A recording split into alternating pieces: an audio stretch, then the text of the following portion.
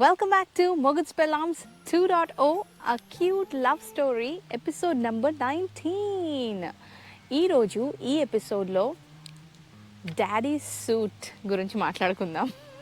చాలా funny topic ఇది, చెప్తా ఈవెన్చువల్గా. సో ఫస్ట్లీ నిన్నటి ఎపిసోడ్లో చూసాం కదా ఈ పిల్లడి పొజెసివ్నెస్, ఆ టచ్ చేసే స్టెప్ గురించి అనమాట. అంత పొజెసివ్, దాంతో అంతంతగా మాట్లాడుకోలేదు, నచ్చలేదని చెప్పాడు కదా, అయిపోయింది. బట్ మరుసటి రోజు కాలేజ్కి వెళ్ళేటప్పుడు ఎల్బీ నగర్లో యాజ్ యూజువల్గా వెయిట్ చేశాడు, ఎక్కాడు. అంత మారుమొహం లేదు, బట్ అంత ఓపెన్గా మాట్లాడట్లేదు. ఆ మారుమొహం మారుస్తావా, నేను మా చిన్నబాబుకి చెప్పి ఆ స్టెప్ మార్పించాలి అన్నాడు. అంతే, ఇలా వెలిగిపోయింది మొహం, పిచ్చి పిల్లాడు. సో ఆ స్టెప్ మార్చానులే అన్న, దాంతో వెలిగిపోయింది. కలిసి కానీ బాగా ఏడిపించాను.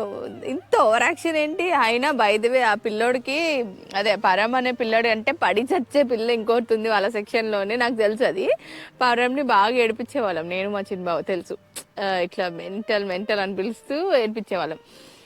నేను ఫ్లోలో ఈ పిల్లాడిని, హలో మెంటల్ ఫెలో, నువ్వు అంటే నాకు ఇష్టం అని చెప్పాక కూడా ఏంటిది సుత్తి అన్న, ఇదిగో మెంటల్ అని నన్ను ఒక్కడనే పిల్లలు చెప్తున్నా అంట. దీనికి కూడా is like two possessive, day 1 నుంచి అంతే అయిపోయిందా. దాని తర్వాత అసలు ఎందుకు ఈ గోల్ అని చెప్పి డాన్స్ ప్రాక్టీస్కి అప్పుడప్పుడు ఉండేవాడు, కానీ ఫనీని పరంకి ఎప్పుడు పరిచయం చేయించి అంత టైం ఉండేది కాదు. టకటక వెళ్ళామా, ప్రాక్టీస్ చేసుకున్నాం, వెళ్ళిపోయాము, అంతే ఉండేది. సో ఆ రోజు నేను పరంని పిలిచి, పరం ఇది ఇట్రా అని చెప్పి ఫనీని చూపించి, నేను క్యాజువల్గా హీస్ ఫనీ మై క్లాస్మేట్ అని చెప్పొచ్చు. సేమ్ మన ఖుషి సినిమాలో ఏంటి మై పార్ట్నర్, మై ఫ్రెండ్ అని తడుముతున్నట్టు నేను కూడా ఆలోచించుకుంటూ పాజ్ ఇచ్చుకుంటూ Phani is my classmate, my friend, my boy friend అని చెప్పేసి, కొత్త కదా మనకి ఇదంతా. Finally he's my boy friend అని చెప్పారు. మా చిన్న ఉన్నాడు ఈ కాన్వర్జేషన్ అంతా అట్లా చూస్తున్నా అన్నీ అబ్జర్వ్ చేస్తున్నా అన్నట్టు. He was very close to me అని చెప్పాను కదా. మా సీక్రెట్స్ అన్నీ ఆబ్వియస్లీ అర్థమైపోతాయి, మన జనరేషన్ ఫాస్ట్ ఉంటుంది కదా. సో అట్లా డాన్స్ ప్రాక్టీసులు రోజు. ఆ తర్వాత మాత్రం ఫనీ కూడా ఉండేవాడు. ఇంకా దిస్ ఇస్ సేఫ్ అనుకున్నాడో ఏంటో మరి, ఇంకా అటువంటి ఈ టచింగ్ డాన్సులు ఏం లేకపోయేసరికి హీ వాజ్ కంఫర్టబుల్, ఉండేవాడు ప్రతిరోజు ప్రాక్టీస్ టైంలో. దాని తర్వాత మాకు ఈ డాన్స్ ప్రాక్టీసెస్తో పాటు స్పోర్ట్స్ కూడా జరిగేది. బేసిక్లీ నేను ఎపిసోడ్ 1లోనే చెప్పాను, చాలా sports girl. Both my mom and dad sports persons, ఇద్దరు బాగా ఆడేవాళ్ళు గేమ్స్. సో బాగా ఎంకరేజ్ చేసేవాళ్ళు ఇలా అవుట్డోర్ అండ్ ఇండోర్ గేమ్స్. వీకెండ్లో ఇండోర్ అయితే క్యారమ్ మా డాడీ చాలా బాగా ఆడతారు, అలానే నేను నేర్చుకున్నా. ఏమీ స్పెషల్ ట్రైనింగ్ ఏం లేదు, బట్ నేర్చుకున్నా, బాగా ఆడేదాన్ని. ఎక్కడ కాలనీలో కాంపిటీషన్స్ అయినా గెలిచేదాన్ని నేను. సో అలాగే మా కాలేజ్లో కూడా ఓయూ క్యాంపస్కి వెళ్ళి మరీ వీకెండ్స్ వెళ్ళి ఆడేవాళ్ళం మేము. హై జంప్, రన్నింగ్, ఇవన్నిట్లో కప్పులు ఉంటాయి. చిన్నప్పటి నుంచి అన్ని బుజ్జి కప్స్ ఇంట్లో నిండా ఉంటాయి. ఇలా ఎంసీఏ టైంలో కూడా మాకు ఉండేసరికి రన్నింగ్లో, హై జంప్లో బాగా గెలిచేదాన్ని. ఈ క్యారమ్ వచ్చేసరికి I was so good at carom.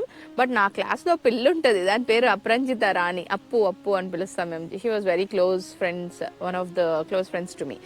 So ఈ అప్పుది ఏంటంటే నేషనల్ లెవెల్ ప్లేయర్. ఇప్పటికీ పిల్లలు పుట్టిన, అది అసలు రేపు డెలివరీ అన్నా కూడా అది నేషనల్కి వెళ్ళి గెలుచుకొని వచ్చింది. She was very good at carrom. I'm so proud to telling you all this. చాలా బాగా ఆడుతుంది. ఇంకా నేషనల్ ప్లేయర్ అంటే ఇంకా వేరే లెవెల్లే. ఆ కోటలోనే దానికి మంచిగా సెంట్రల్ గవర్నమెంట్ జాబ్ కూడా వచ్చింది. షీఈ్ వెల్ సెటిల్డ్, ఇప్పుడు ఈసీఎల్లో ఉంటుంది. సో అప్పుజాన్ అని పిలిచేదాన్ని నేను అప్పట్లో. సో ఈ అప్పుది ఏంటంటే క్యారమ్ వచ్చిందంటే సింగిల్స్ అంతా, ఇంకా అసలు సింగిల్స్కి అయిందంటే నేను మిగతా వాళ్ళందరినీ గెలవగలుగుతాను. అప్పును అస్సలు ఇన్కంపారబుల్. అప్పుని గెలవలేము. నాకు పడేది అప్పుడు. నేను ఎప్పుడు నాకు రన్నర్, దానికి విన్నర్, ఇంకో దోకా లేదు అసలు. దానికి స్ట్రైకర్ వచ్చిందంటే ఆ 9 కాయిన్లు వేసేసే వరకు దానికి మనకి అసలు ఛాన్స్ ఉండదు, అంతగా వేసేస్తుంది అసలు. అది భలే ఆడుతుంది అది. సో అలా ఈ రన్నింగ్లో, హై జంప్లో, వీటిలో కూడా మేము బాగా పార్టిసిపేట్ చేసేవాళ్ళం. నాకు వాటిలో విన్నర్స్ వచ్చేది, కానీ క్యారమ్లో ఎప్పుడు రాలేదు. సో బాయ్స్లో ఇది అనుకోని మ్యాచింగో కనెక్షనో తెలియదు కానీ ఫనీకి బాయ్స్లో గెలిచేది. వన్ డే అప్పు ఎందుకో లేదు, ఐ వాజ్ సో హ్యాపీ. అప్పు లేదు, ఇది ఓపెన్ ఫర్ ఆల్, బాయ్స్కి గర్ల్స్కి సపరేట్గా లేదు, ఓపెన్ ఫర్ ఆల్ అయితే ఫైనల్గా ఫనీకి నాకు పడింది. And I'm very happy and glad to say that I was the winner. Phani కూడా చాలా బాగా ఆడతాడు క్యారమ్, బట్ నేను బీట్ చేశాను. అట్లీస్ట్ ఒక్కదానిలోనే బీట్ చేశాను. I'm happy to say. So అలా ఈ గేమ్స్ అన్నిటికీ లైక్ ఇది కాకుండా త్రో బాల్ మా ఎంసీఏ ఫస్ట్ ఇయర్స్కి సెకండ్ ఇయర్స్తో ఫైనల్ ఇయర్స్తో అలా ఉండేది. సూపర్ సీనియర్స్ చాలా బాగా ఆడేవాళ్ళు, బట్ వాళ్ళకంటే మేము చాలా బాగా ఆడేవాళ్ళము. బట్ వాళ్ళు తీసుకోలేకపోయేవాళ్ళు. నాకు ఇది నచ్చేది కాదు అస్సలు ఈ పార్షియాలిటీ ఏంటో. ఎందుకంటే వాళ్ళు లెక్చరర్స్తో కూడా వచ్చి మాకు అప్పు చందన మేము ఫేమస్ ఉండేవాళ్ళం గేమ్లో. అప్పు Chand stop it drop it అని చెప్పేవాళ్ళు మా లెక్చరర్స్ వచ్చి. మీరు ఇప్పుడు సీనియర్స్ కనుక చూస్తే ఒప్పుకోకపోతే నేను ఒప్పుకోను. అప్పుడు ఫస్ట్ ఇయర్స్ మేము ఫ్రెషర్స్ అయ్యేసరికి సైలెంట్గా నో సార్ అదెలా పాసిబుల్ సార్, నెయ్యి సార్ అనేవాళ్ళం. కానీ వాళ్ళు ప్లీజ్ వాళ్ళు వెళ్ళిపోతున్నారు కదా ఈసారి అలా అలా అని చెప్పించేవాళ్ళు. సో మేము అప్పుడు ఏమనేవాళ్ళం కాదు, ఓకేలే స్పోర్ట్ని స్పోర్ట్ లాగా తీసుకొని ఎందుకు అనవసరంగా గొడవలు అనుకునేవాళ్ళం. బట్ ఫైనల్ ఇయర్స్ని గెలవనిచ్చాం మేము, వాళ్ళకి ఇప్పించాం కప్పు. మేము రన్నర్స్ తీసుకొని వాళ్ళకి విన్నర్స్ ఇప్పించాంలే.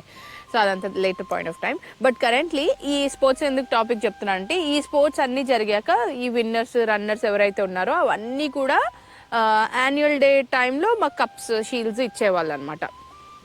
యాన్యువల్ డే ప్రిపరేషన్స్ కదా ఇవన్నీ. సో అలా జరుగుతూ ఉన్నప్పుడు నాకు ఫనీకి ఒక డిస్కషన్ అని చెప్పాను కదా, ఏంటంటే బాయ్స్ క్యారమ్లో ఫనీ గెలిచాడు, ఓకే, గర్ల్స్ క్యారమ్లో నేను రన్నర్ అయ్యాను. మిగతా high jump, running, throw ball ఇవన్నిట్లో మాకు అవార్డ్స్ వస్తూ ఉన్నాయి. డాన్స్తో పాటు వీటన్నిటిలో ఉండేదాన్ని నేను. అయితే కప్స్ తీసుకోవడానికి వెళ్ళాలి అంటే నేను ఆల్రెడీ కాస్ట్యూమ్లో ఉంటా, వేరే డ్రెస్సుల్లో డాన్సుల్లో ఉన్నా కాబట్టి. బట్ ఫనీకి ఏంటంటే హీ వాంటెడ్ టు ఒక ప్రొఫెషనల్గా, he wanted to look so professional, ఒక సూట్ ఉంటే బాగుండు అని అనుకుంటుంటే లేదు, వాళ్ళ డాడీ దగ్గర లేదంట. సో లేదు అంతా మేము అందరం మిడిల్ క్లాస్ ఫ్యామిలీస్ కదా, సూట్లు మెయింటైన్ చేసే సీన్లు లేదు. సో నాకు సడన్గా గుర్తొచ్చింది, మా డాడీ వాళ్ళ పెళ్ళి, మాది క్రిస్టియన్ ఫ్యామిలీ కదా, పెళ్ళిళ్ళలో సూట్లు వేసుకుంటాం కదా, మా డాడీ టైంలో ఎప్పుడో, అది మరి పెళ్ళిదో తర్వాత కొనుక్కున్నారో నాకు తెలియదు, ఆ సూట్ ఒకటి ఉండేది. సో నేను అన్నా, మా డాడీ దగ్గర ఒక సూట్ ఉంది అడగనా అని అన్నా.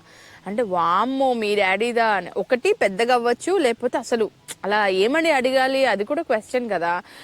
ఏం అడగాలి, నేను కూడా అడగాలి, కానీ ఎలా అడగాలి అని అనుకుంటున్నా కన్ఫ్యూజన్లో ఉన్నప్పుడు.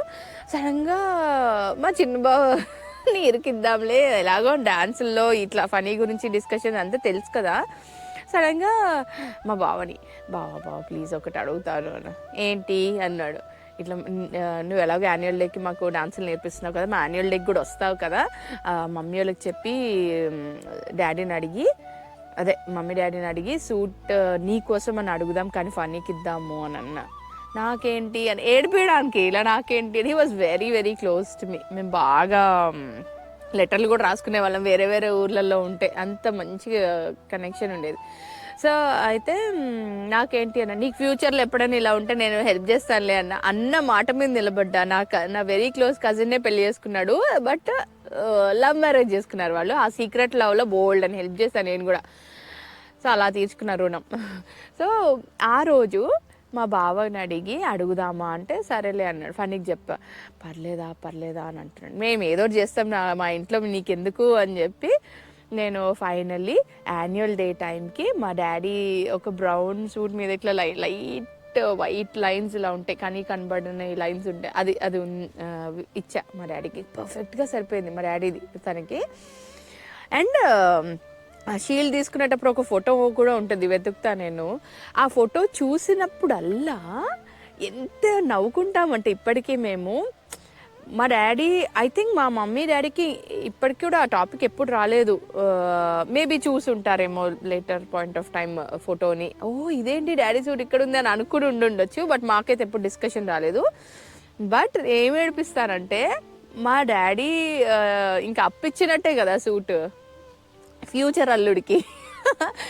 తర్వాత అదే డాడీ పిల్లనిచ్చి మళ్ళీ పెళ్ళికి ఇంకో కొత్త సూట్ కొనిస్తారు అనే ఎక్స్పెక్టేషన్ అయితే అప్పట్లో లేదు కాలేజ్ టైంలో. బట్ అంత సీన్ జరుగుతుంది ఫ్యూచర్లో 10 ఏళ్ల తర్వాత అనేది అస్సలు ఎక్స్పెక్ట్ చేయలే.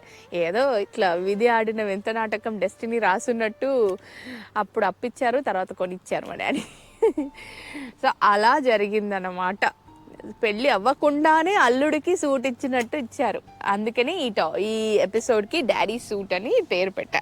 I hope you all enjoyed this episode. చాలా ఫన్నీ ఎపిసోడ్ కదా ఇది. So stay tune for next episodes and please don't forget to like, share and subscribe.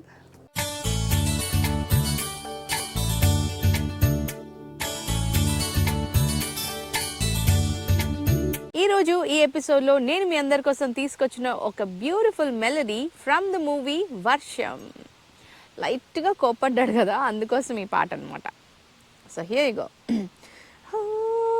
కసుమని కారంగా కసిరినది చాలింకా, ఉరుము వెనక చినుకు తడిగా కరగవా కనికారంగా, కుదురుగా కడదాకా కలిసి అడవేయముగా, కనుల వెనకే కరిగిపోయే కలవి గనుక, నన్ను గొడుగై కాసి నువ్వు పిడుగులు కురిపిస్తావా, నువ్వు గొడుగుని ఎగరేస్తావే జడివానా.